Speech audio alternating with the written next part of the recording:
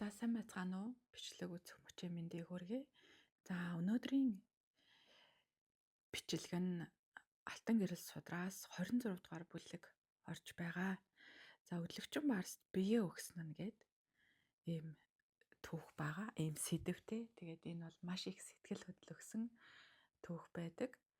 За тэгээд яг их хүний зүн совин тэгээд бусдын төлөө тэр өөрийгөө золиослж байгаа тэр ханхуугийн үйлдэл гээд маш олон тийм зүйлийг бодуулсан тийм сэтгэл хөдлөсөн түүх байдгаа.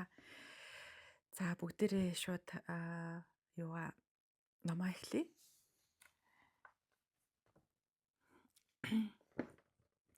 Өглөгчөн Барст бие өгсөн нь язгуурын охин тэнгэрээ бас бод садваа нь бусдад туслахын тулд бие огоот өгдөг болой.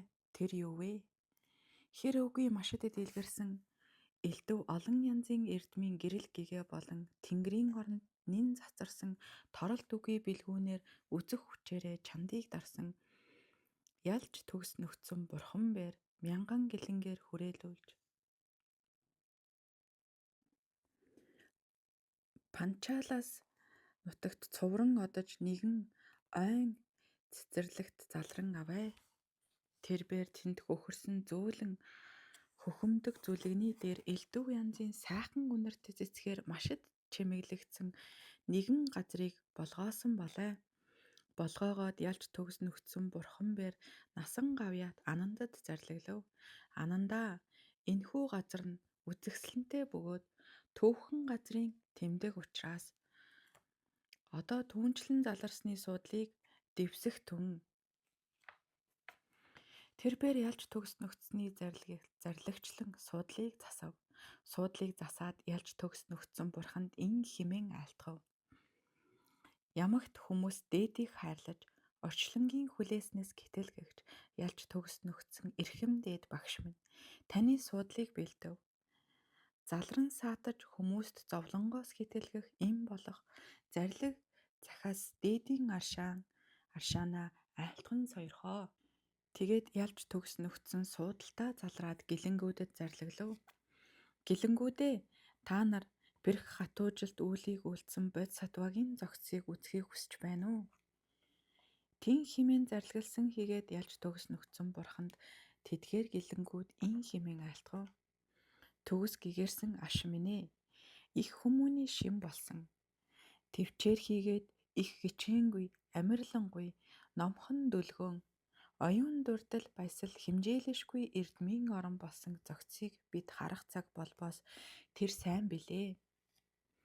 Чингээд ялж төгс нөхцөн бурхан бээр толиондоо мянган хигээст хүрдэн хээтэй үлмий болон гамала цэцэг дэлбэгээ нээх мэт зөөлөн мутраараа газрын хөрсөн дээр дарж хатгсан төдийд газар дэлхий 6 янзаар хөдлөөд эрдэн болон алт мөнгөөр уралсан нэгэн сувраг гарч ирэв. Тэгээд ялж төгс нөхцөн бурхан насан худаг төгөлдөр Анандад зарлаглав. Анандаа энэ суврагыг нэхтүн насан гавьяат Ананд бурхан багшийн зарлагыг сонсоод сувраг түүнийг нээхэд алтан гэрэл цацарсан эрдэн болон сувдаар бүрхсэн нэгэн алтан хайрцаг түүний дотор байхыг үзв.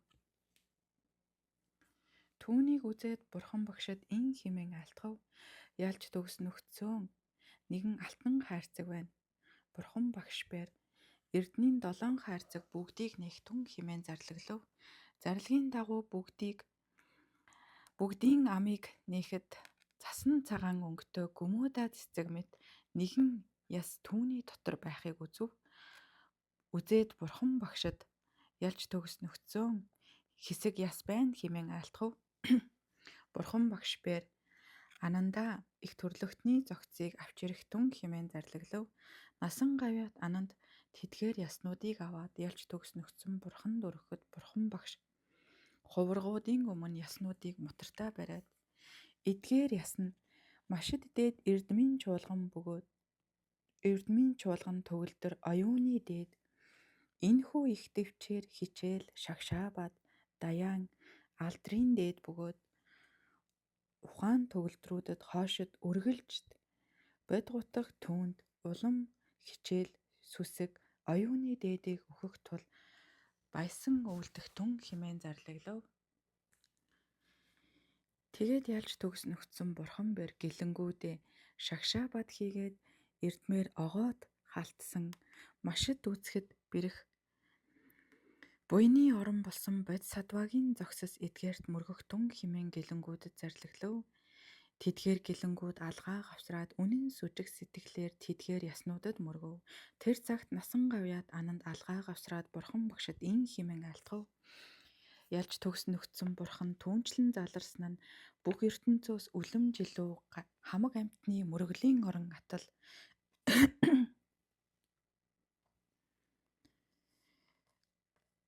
ямар учраас та өөрөө эдгээр ясанд мөргөл үлдэв. Бурхан багш Ананданд ин хэмээн зарлаглав. Анандаа, эдгээр ясны хүчээр би энэ мэд өтөр түргэн дээр үгүй үнэнхүү төгсгсөн бодит элтэд гэгэрч бурхан болсон юм.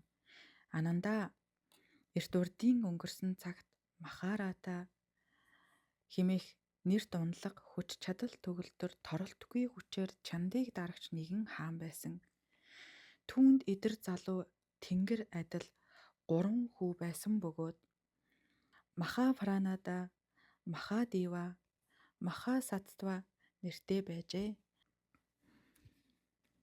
Хаан зугаацахын тулд жаргалангийн цэцэрлэгээр аялсан хийгээд залуу хүүгүүд жаргалангийн цэцэрлэг төвний үзэгсэлэнд шохоорхож цэцэгнээс цэцгэнд дамжин нааш цаас гүйлцээр 12 их цэцэрлэгийн гүн рүү орж явчихжээ.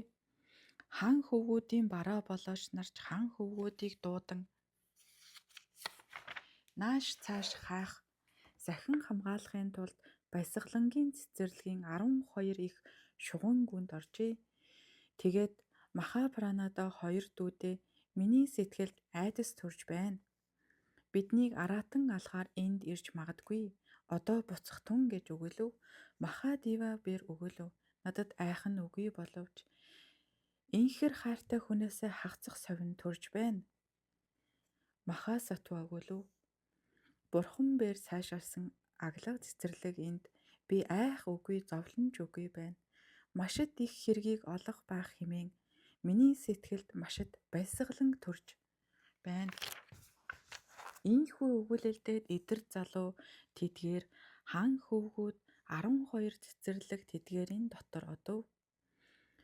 Тэгтэл зулцгалаад 6 юм уу 7 хоногоос гэтрээгүй өлөгчөн бар 5 зулцгаа хүрээлүүлээд өсөж ундаасан туйлдаж би нь машид дориотсон тэр мэд нэгийг үзв. Түүнийг үзээд Махапранда бэр аяа аимшигт энэ амьтан төрөөд 6 юм уу 7 хоногоос гэтрээгүй боловч хоол олдохгүй бол аль эсвэл өөрийн зулцгаа идэх, аль эсвэл өлссөөр байгаад өөхөх болно доо хэмээн өгөлөв. Махасатва бэр аимшигт энэ амьтны хоол нь юу вэ? Махапранада бэр энд шин мах нойтон цус байваас тэр нь бар хар гөрөөс баавгай өтөг арслан нарын хоол мөн болоо хэмээн хэлв. Махадева бэр энэ аимшигт амьтан өлсөж цангаж туйлдсан тул амьдрах хугацаа өчүүхэн төдий нэг үлдсэн байна. Машид өлдөж ядарсан энэ амьтан энэ шугуйда эдээ ундаа хайж чадахгүй учир үүнийг амийн аврахын тулд хэн нэгэн өөрийн биеэ бүрнээ өгөх болтугай хэмээв. Махапранада өгөлөв. Аяа өөрийн биеийг огоод өгөхөд бэрх болоо.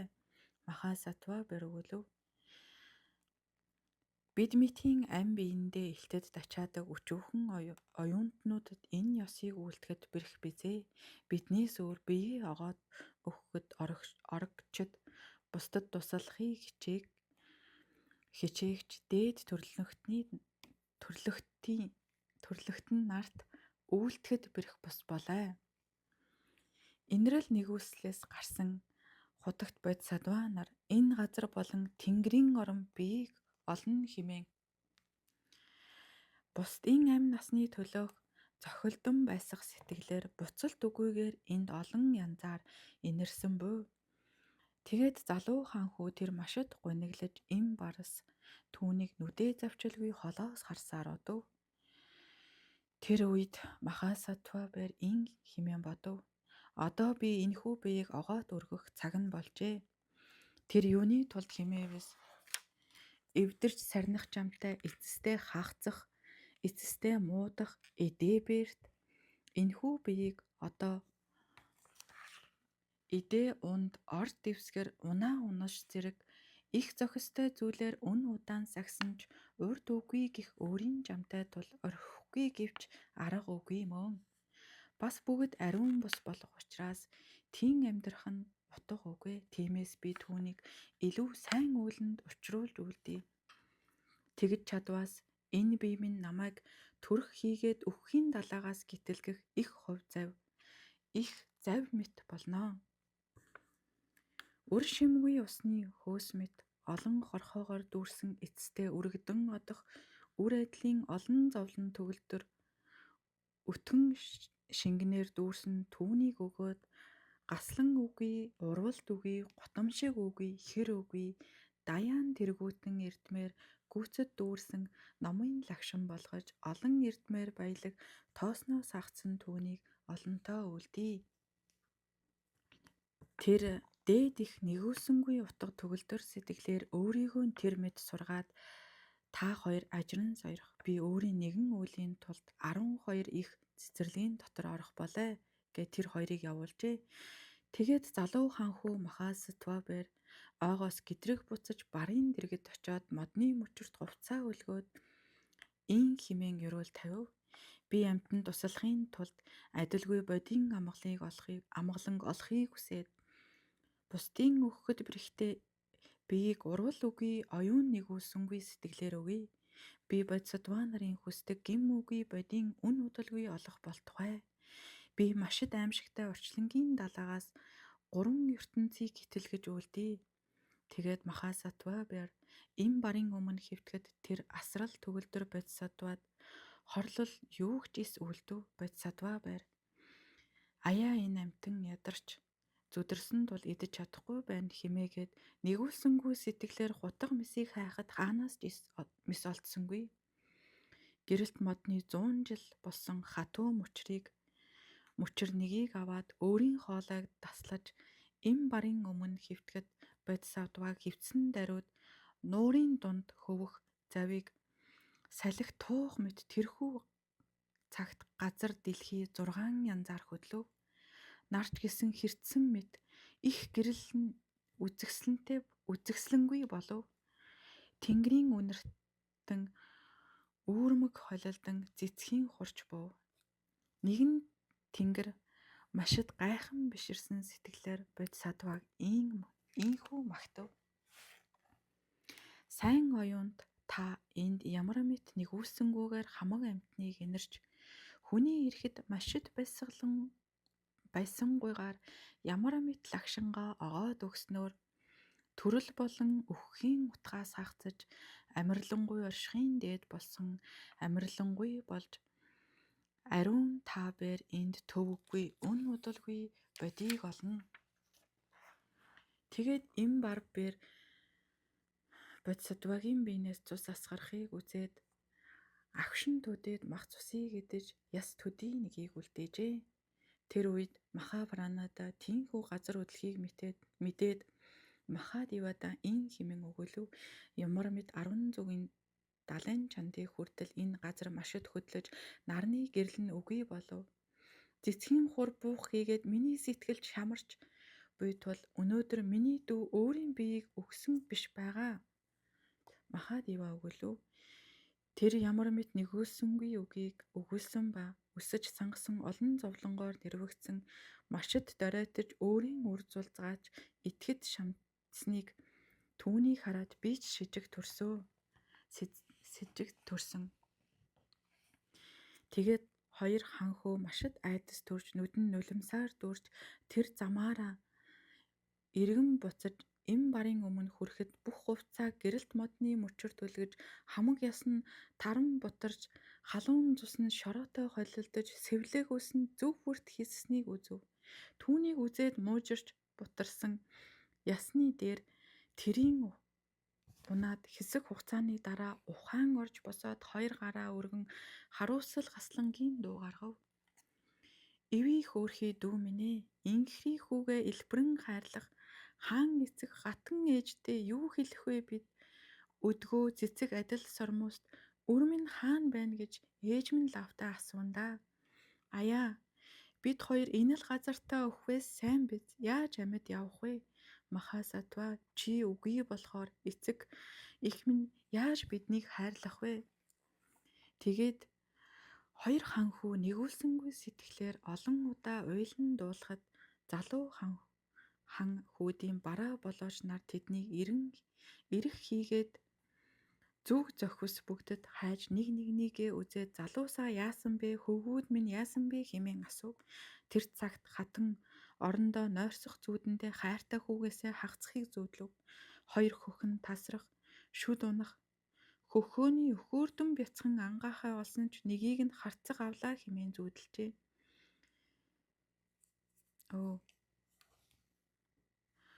Тэр цагт хатан орондоо нойрсох зүүдэндээ хайртай хүүгээсээ хагацхыг зүүдлөв. Хоёр хөх тасрах, шүд унах, хөхөөний өхөөрдөм гурван ангаахай олсон ч нэгийг нь харцаг авлаа хэмээн зүүдэлжээ. Тэгээд хатан бэр газар хөдлөхөд сэтгэл дүгшиж тэр даруйдаа сэрж бодол болов. Амьтны суурь. Далайн хувцаст энэ бүхэн яагаад маш их хөдлөв? Нарны гэрэл үгүй болсноор миний сэтгэл хаслан болов. Миний бие мятарч нүдний зовх татаж өөрийн хөх тасрав хэмээн зүүдлөв. Миний хөвгүүд ой цэцэрлэгт энд тоглож наатахаар явсан сайн байгаа болов. Түүний шивгчэнч сэтгэл дүгшин ирээд хатанд айлтгав. Их хатан минь хөвгүүдийн бараа болооч нар хөвгүүдийг хайж байна.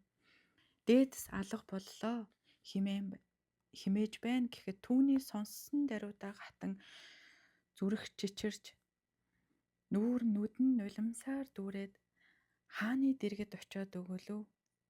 Тэнгэр дээдсээ миний хайрт хүү осолдов хэмээн сонслоо гэхэд хаан ч сэтгэл дүгшин машид сандарч аяа би хайрт хүүгээсээ хагцвүү хэмээн өгөөлөв. Тэгээд хаан хатнаа тайвшруулахын тулд одоо хөвгүүдээ ирж болохоор шамд сугай хатан минь гаслаж бүү үлдэхтүн хэмэв. Хөвгүүдийг олохоор олон хүмүүс хэсэг болж хайсанд үн удалгүй хаан хоёр хүүг алсаас эрхийг үзв. Үзээд ийн өгөөлөв. Хөвгүүд минь ирвч бүрэн биш байна. Аяа хүүгээсээ хагцв хэмээн шаналн зовов. Аяа үрээсээ хагцна гэдэг ямар их зовлон бэ? Хүмүүс хүүтэй болоод хичнээн их баярладаг билээ. Хүүгээ алдсан өхүүлсэн нь жаргадаг юм уу? Амьд авч яваа нь жаргадаг юм уу? Хатан машид харуулсан хасалж ингэн тимээ буйлах мэд энэлсэн их дууг хадав. Тэнгэр мэт гурван хүү минь бараа болооцтын хамт цэцгээр дүүрэн ойн шугуу дотор зугаасан ч миний инхри баг хүү тэр минь эргэн үл ирэв. Миний зүрх лугай адил баг хүү тэр минь хайчив. Ингээд хоёр хүүг ирэхэд хаан аав нь хөвгүүдээс баг хүү хайчив хэмээн асуув. Тэд харуулсан гасалж нүдэн нулимсаар дүүрч тагнаа уруул ам шүдэн гатаад юу ч хэлж чадсангүй. Хатан өгөөлөв. Миний хайрт баг хүү минь хайчив. Миний энэ зүрх хагарах болох нэ. Бие минь дисэжгүй машид их зовж байна. Миний ухаан балартах нь түргэн өгөөлээч гэх. Хоёр хүүбээр ямар мэд болсон явдлыг нэг бүрчлэн өгөөлөв. Түүнийг сонссон даруйдаа хатан хаан хоёр муужран унаж ухаан сэргээд хайр инэрлийн дуугаар уйлан тэр зүгт явв. Хаан хатан хоёр мах цус шүрмэсгүй яснууд хийгээд ийш тийш хийсэн үснүүдийг үзээд салхинд унсан. Мод мэт унав.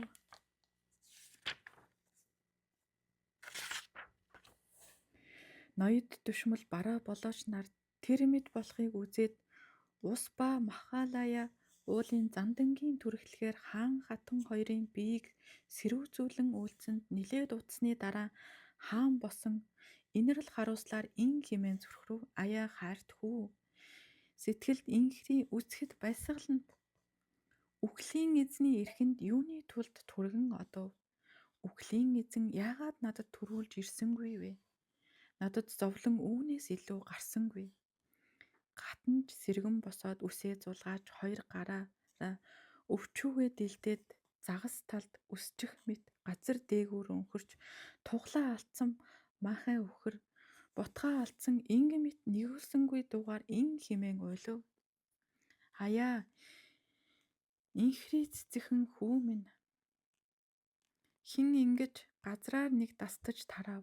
Сэтгэлд зохистой нүдэнд дулаан сар адил царайд миний хүүг, миний дайсан хин өнөөдөр энэ газарт үгүй хийв.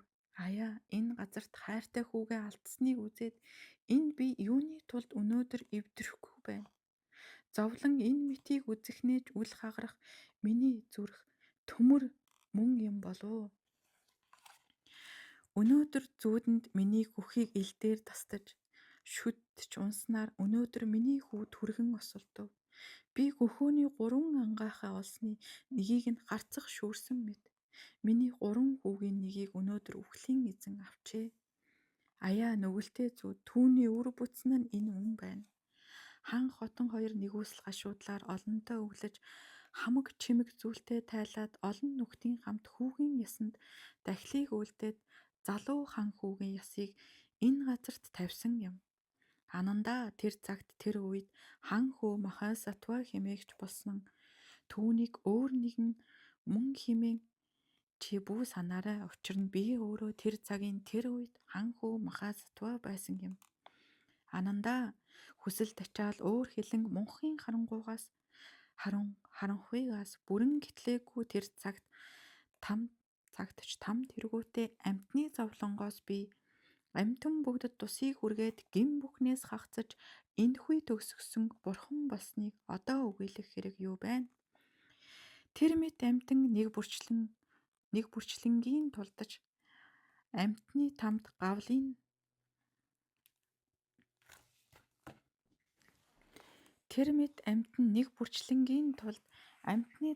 галвын турш оршихыг хичээсэн хийгээд төрлөختнийг хүрднээс нэн гэтлэгсэн юм. Амтны төлөө машид үйлдэхэд бэрхтээ элдв янзын олон үлээр хамаг амтанд тусыг хүргэсэн. Тэгээд ялж төгс нүгцэн бурхан бэр тэр цагт эдгээр шүлгүүдийг зарлигалсан юм. Дээд бод үүнийг огоод ирж олон галавт би биеэж өгсөн. Ямар мэт хан хийгээд хан хүн болж тэр болгон би бисийг огоод өгсөн. Урдын төрөл бүхнээ даган санахад Махарата хэмээх хаан гарсан.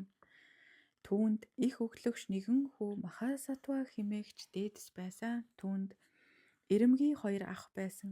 Махапаранада болон Махадива хэмээх нэртэй. Садан нөхдүүд ойн дундадаж тэдгээр өлсөн бар эмийг үзсэн. Түүнд дээд төрлөختний түүнд нэгүүлсэнгүй сэтгэл төрж энэхүү эм бар өлсөж цангахад нэрвэгдснээр өөрийн зулцах тэдгээрийг идэх аюул ирнэ. Тиймээс би одоо бие өгье. Махаратигийн хүү Махасатва өлсөн барыг үзээд их зулцах нарыг гитэлгэж үлдэхийн тулд их нэгүүлсэнгүй сэтгэлээр уулын хавцлараас үсэрсэн хийгээд газар уул бүгд хөдөлж шувуудын чуулган нэн олон үзэгдэж гөрөөсийн чуулган айн сандарч энэ ертөнцийг харанхуй нөмөрөхөд түүний ах Махапранада хийгээд түүнчлэн мөн Махадива 2 их шугуй тэнд хайваас Махасатва ис олоод машид гаслангаар сэтгэл шанал мансуурч ой дундуур найс цааш гүйж баг дүү түүнийг огоод ирэн бархиран ойн дундуур хэрвж Махапаранада болон Махадива ах дүү тэдгээр хан хөвгүүд туйлдаж ядарсан эм барын үүр тэнд ойртон очиж хартал эм бар болон түүний зулцах өлсгөлөн тэдний хошуундах цус хувхайрсан яс үс гэзгэн хаа сайгүй бутарсныг үзв. Түүний цусны хэсэгхэн тусал тэрхүү газарт шингэсэн байв. Улсын хааны хоёр том хүү улайрсан цус түүнийг үзээд нэгэнд балмагдан тэрхүү газарт гэдрэг харан муужран өнөв. Хамаг биед нь шороо наалдаж хамгийн мартан сэтгэл нь мансуурав. Эрхэмсэг тэдгээрийн бараа болооч нарч ихэд харамсан уйлан гашуудав. Тэдгээр усыг машид цацлан тэнгэр харан уйлан суув. Тэднийг муужран унах үед Тэнгэрлэг дээд хатан их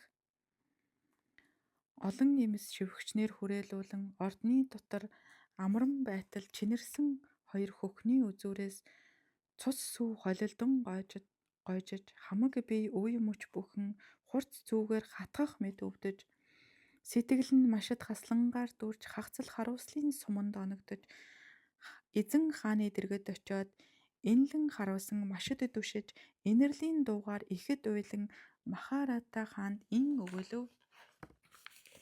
Ирэхэд хүний хаан намайг сонс. Энэ бие минь шаналлаар түлэгдэв.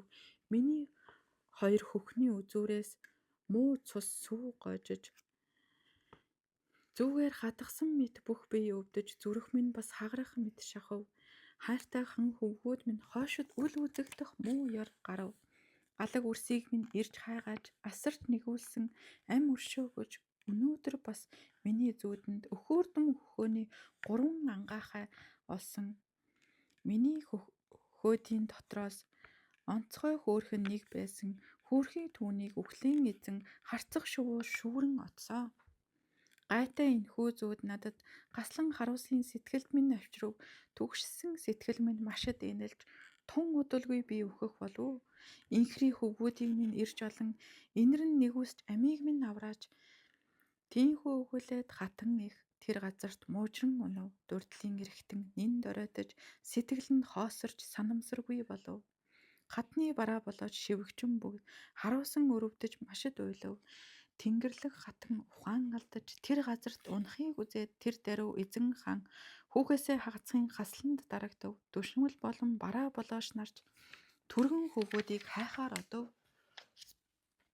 Бүх хотын ард иргэд бүгд тус тусын гэрээс гарч уйлан нүднээсээ нулимс асгаруулж Махасатваг хаасайгүй хайв амьд юм уу эсвэл үхсэн Махасатва тэр хаана одов бид өнөөдөр үтсэн билүү сэтгэл зохистой амтан зарим нэг өнөөдөр яруу бусыг сонсох болов үн удаан барагдашгүй гаслангаар огшов дуу үл хүрэх хийгээд хязгаарлашгүй хүчтэй дуугаар хашгиран хайв. Махарата хаан их гаслангаар хашуудан уйлж инхри хатан газар унсныг өөрөө усаар цацсан шүршиж хэдий сэрэн болох төдий хүртэл усыг цацав. Миний хөвгөн үхсэн юм уу амьд юм уу хэмээн мятарсан сэтгэлээр асууж үлдэв. Эзэн хаан Махарата эрхэм хатанд инхүү өгөлөв. Дүшмэд болон бараа болооч нарч тэднийг хайхаар гадагш одов. Чи машид сэтгэлэн хямруулж үргэлжид гаслан бүү зов. Тэр мэд Махарата хаан тийхүү гатныг аргадан таавшруулад хааны орд харшнаас гарч харуулсалт дарагдан уйлан уйлсаар дүшмдийн чуулганаар огоод хүрээлэгдэн түгшин сандарч биенж доройтов. Олон зүүн амьтад ч бас уйлан харуулсан тэднийг дагалдав.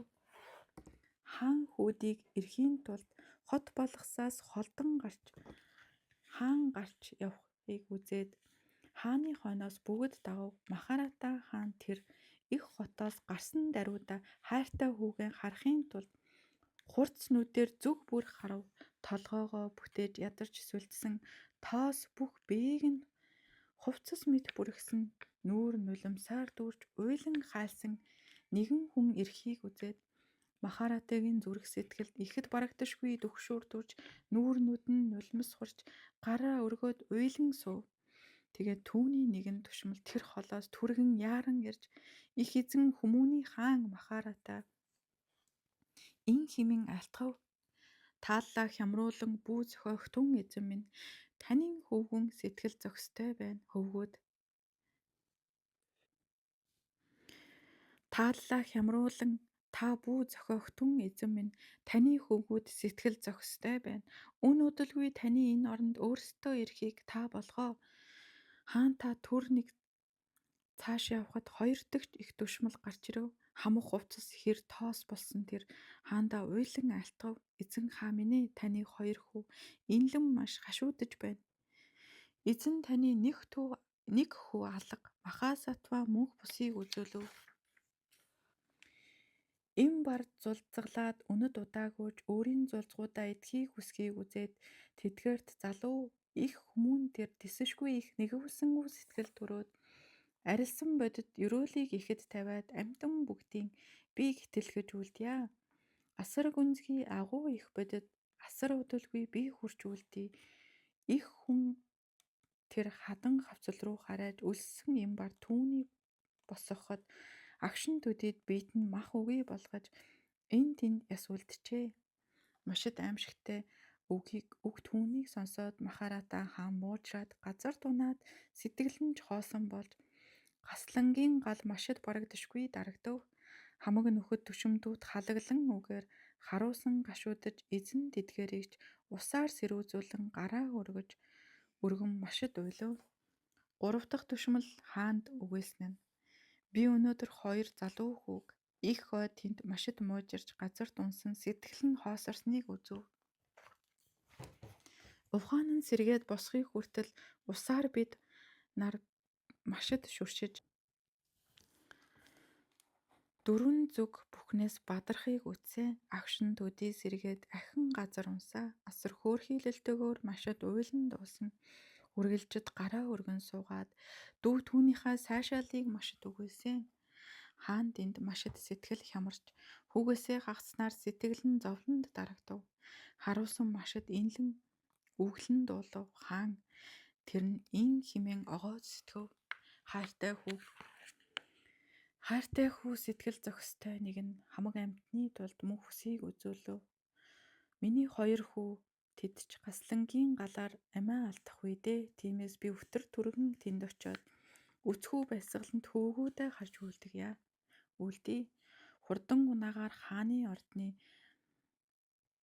харшид түргэн хөтөлж үлдъя. Тэдгээрийг төрүүлсэн эхийн зүрх тисэшгүй гаслангаар хагарах шахаж байгаа хоёр хүүгээ үзээд амьдралыг олох болоод амь наснаас хагацгүй болох бизээ. Хаан түшмлийн чуулганаар хүрээлэгдээд их зааныг унаад хөвгүүдээ харахаар одов.